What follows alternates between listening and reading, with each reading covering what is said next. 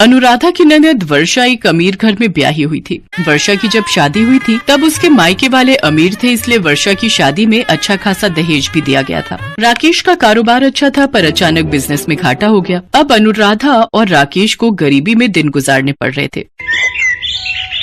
Mummy, बुआ के घर चलो ना, मुझे पूर्वी के साथ खेलना है। उसके पास बहुत सारे अच्छे अच्छे खिलौने हैं, मेरे पास तो एक भी नया खिलौना नहीं है। अच्छा ठीक है, चलती हूँ, लेकिन जल्दी आ जाएंगे पापा के आने से पहले। अनुराधा अक्सर स्वाति को वर्षा के घर ले जाती थी। स्वाति को पूर्वी के साथ खेलना अच्छा लगता था पर वर्षा को अनुराधा का बार बार आना पसंद नहीं था। भाभी, हो सके तो दोपहर के वक्त मत आया करो, वो पूर्वी के सोने का वक्त होता है ना, तो तुम स्वाति को ले आती हो। पूर्वी खेलने में लग जाती है, इसलिए बोल रही हूँ। वैसे मेरी बात का बुरा मत मानना। नहीं वर्षा, मैं भला तुम्हारी बात का बुरा क्यों मानूंगी। वो तो स्वाति जिद करने लगी कि उसे पूर्वी के साथ खेलना है, इसलिए मैं उसे ले आई। चलो स्वाति, अब घर चलते हैं, पापा भी आ गए होंगे। अनुराधा की ननद वर्षा उसके गरीब होने से चिढ़ती थी पर अनुराधा बहुत भोली थी। उसके स्वभाव में सीधापन था, वो अपनी ननद की बातों को दिल पर नहीं लेती थी। कुछ दिनों बाद वर्षा की शादी की सालगिरह का फंक्शन था। उसने सबको इनवाइट किया था। राकेश, वर्षा की शादी की सालगिरह है, वो एक बड़ी पार्टी कर रहे हैं। हम तो घर के हैं, इसलिए समय से पहले पहुंचे तो उन्हें अच्छा लगेगा। ठीक है अनुराधा, एक काम करो, तुम स्वाति के साथ चली जाना, मुझे थोड़ा काम है तो मैं वो निपटा कर वहीं से सीधा आ जाऊंगा। ठीक है राकेश, फिर मैं स्वाति को लेकर चली जाऊंगी। अच्छा, पता नहीं वर्षा का फोन आया था, कुछ काम है, शायद कल की पार्टी का, इसलिए बुला रही है।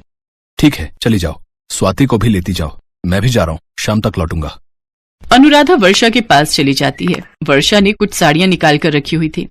अनुराधा भाभी, कल की पार्टी काफी बड़ी है और मैं नहीं चाहती भैया और आपकी पीठ पीछे कोई बात बनाए। मेरी ससुराल वालों और अनिल को तो आप जानते ही हो, सब लोग बहुत हाई फाई हैं और मैं नहीं चाहती कि मेरे मायके वालों की वजह से मेरे अपने ससुराल के रिश्तेदारों के सामने इंसल्ट हो। आपके पास तो कोई ढंग की साड़ी नहीं होगी। ये मेरी कुछ साड़ियां रखी थी, मैंने तुम्हारे लिए निकाल दी है, ये लेती जाओ। और हाँ भाभी, अनिल के कुछ कोट पैंट उन्हें टाइट हो गए, वो भैया कल के फंक्शन में पहन लेंगे। अनुराधा कुछ बोल नहीं सकी और चुपचाप घर आ गई। उसने घर आकर कोट पैंट एक अलमारी में छुपा कर रख दिए ताकि अपनी बहन का ये स्वभाव देखकर राकेश को बुरा न लगे। अगले दिन अनुराधा और राकेश फंक्शन के लिए पहुंचते हैं। राकेश भैया, आप क्या ये कुर्ता पजामा पहन कर आए हो? मैंने भाभी को आपके लिए कोट पैंट दिए तो थे। अब कौन से कोट पैंट? सुनिए, अनिल जी आपको बुला रहे हैं। अनुराधा बात को काट देती है और वर्षा मेहमानों में बिजी हो जाती है। कुछ देर बाद वर्षा अनुराधा के पास आती है। अनुराधा भाभी, स्वाति का जरा ध्यान रखना, 2 बार गुलाब जामुन और आइसक्रीम की प्लेटें ले चुकी है। मैं इसे बहुत देर से देख रही हूँ। मेरे ससुराल वाले क्या सोचेंगे कि मेरे मायके वाले कितने भुक्कड़ हैं। इस होटल में प्लेट का हिसाब है, एक प्लेट उठाने पर 2000 रुपए लगेंगे। कभी स्वाति बार बार प्लेटें उठाती रहे और आप चुपचाप देखती रहो, है तो वो शैतान ही।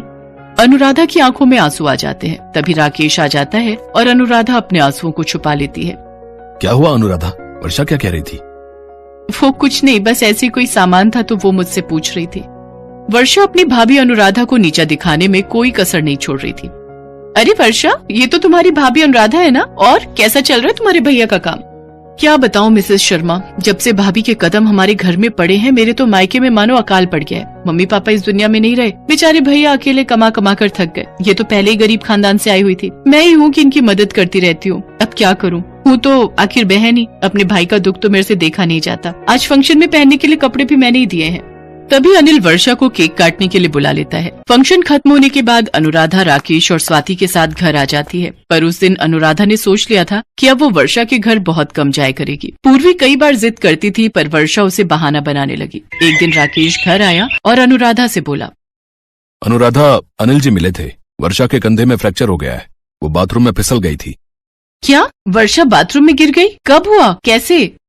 पूरी बात अनिल जी फोन पर बता नहीं सके। तुम तैयार हो जाओ, हम हॉस्पिटल चलते हैं, सुबह ही एडमिट हुई है वर्षा। अनुराधा राकेश के साथ हॉस्पिटल पहुंचती है। ये सब कैसे हुआ वर्षा? बाथरूम का बल्ब खराब हो गया था, वहाँ अंधेरा था, तभी पैर फिसल गया और देखो मुझे चोट आ गई। चिंता मत करो वर्षा, सब ठीक हो जाएगा। कल पूर्वी का एग्जाम भी है और घर कौन देखेगा? डॉक्टर ने मुझे यहाँ कुछ दिन रुकने के लिए बोला है। वर्षा तू चिंता क्यों करती है, मैं और तेरी भाभी है ना, सब संभाल लेंगे, तू बस अपना ध्यान रख। अच्छा, मैं स्वाति को स्कूल लेने जा रहा हूँ, पूर्वी को भी लेता आऊंगा। अनिल जी, आप यहीं वर्षा के पास रुको। वर्षा, तुम बिल्कुल चिंता मत करो, मैं हूं ना, फिर परेशान क्यों होती हो? सारी चिंता छोड़ दो और आराम करो। अनुराधा वर्षा के पीछे घर का सारा काम संभाल लेती है और पूर्वी को भी समय से स्कूल भेज देती है। कुछ दिनों तक वो और राकेश वर्षा का पूरा ध्यान रखते थे। कुछ दिन बाद वर्षा को हॉस्पिटल से छुट्टी मिल जाती है। अरे वर्षा, लेटी रहो, आराम करो।